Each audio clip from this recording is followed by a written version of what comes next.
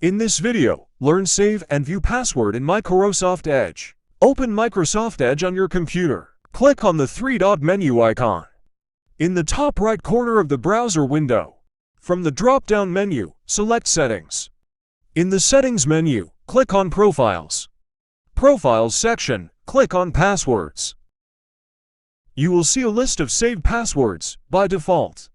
The passwords are hidden for security reasons. To view a saved password, click on the icon. Enter your Windows account password for security verification.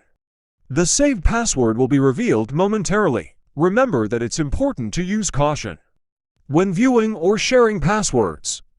Ensure that you are using a trusted device and avoid displaying passwords in public.